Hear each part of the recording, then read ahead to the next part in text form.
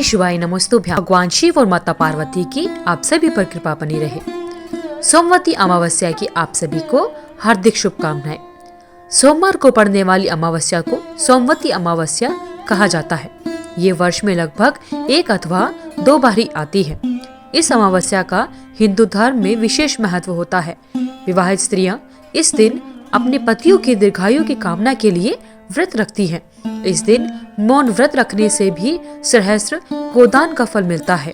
शास्त्रों में इसे अश्वत्थ प्रदक्षिणा व्रत की भी संज्ञा दी गई है। अश्वत्थ यानी पीपल वृक्ष। विवाहित स्त्रियों द्वारा पीपल के वृक्ष को दूध, जल, पुष्प, अक्षत, चंदन से पूजा करती हैं और वृक्ष के चारों ओर 108 बार धागा लपेटकर परिक्रमा करने का विधान है।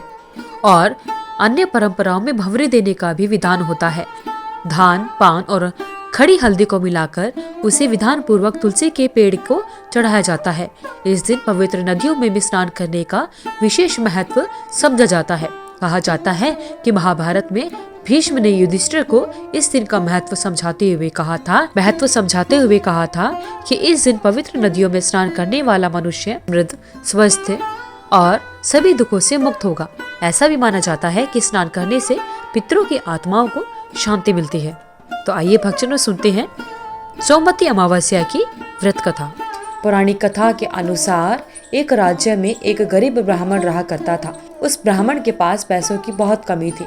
वह उन्हीं पैसों की कमी की वजह से अपनी पुत्री का विवाह नहीं कर पा रहा था और इसी वजह से दोनों ब्राह्मण पति और पत्नी बहुत चिंतित रहा करते थे।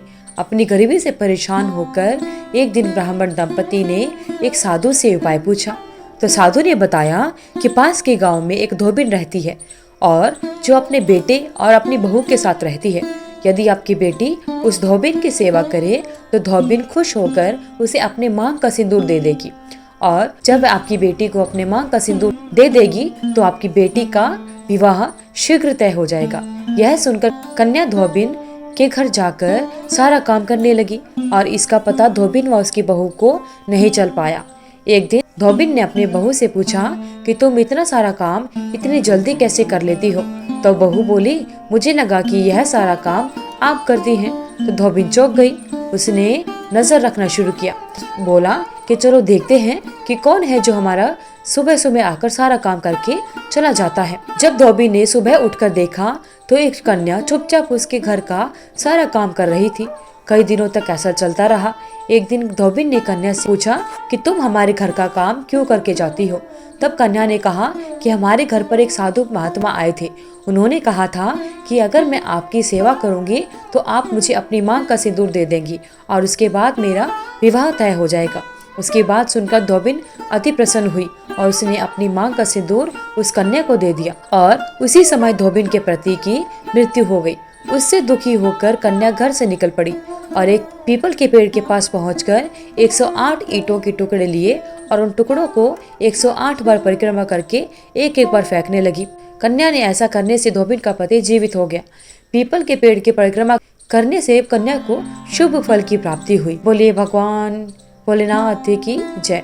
तो इस प्रकार भक्तजनों अमावस्या की व्रत कथा संपूर्ण होती है। आइए अब जानते हैं अमावस्या की पूजन विधि क्या होती है। अमावस्या के दिन पूजा करने के लिए सबसे पहले ब्रह्म मुहूर्त में उठना होता है और सभी कामों से निवृत्त होकर स्नान करना चाहिए। इस दिन गंगा स्नान अवश्य करना चाहिए। यदि नदी में स्नान करना संभव नहीं है तो घर में ही नहाने के पानी में गंगाजल डालकर नहा सकते हैं। इसके बाद सूर्यदेव को अर्घ दें। इस दिन भगवान शिव और माता पार्वती की पूजा करने से विशेष कृपा की प्राप्ति होती है। अमावस्या के दिन अपनी योग्यता के अनुसार दान पुण्य अवश्य करना चाहिए।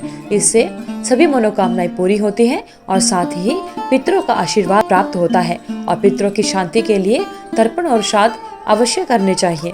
गरुड़ पुराण के अनुसार भगवान विष्णु ने कहा था कि अमावस्या के दिन पूर्वज धरती पर आते हैं, इसलिए व्यक्ति को उनका आशीर्वाद प्राप्त करने के लिए प्रार्थना और प्रसाद चढ़ाना चाहिए।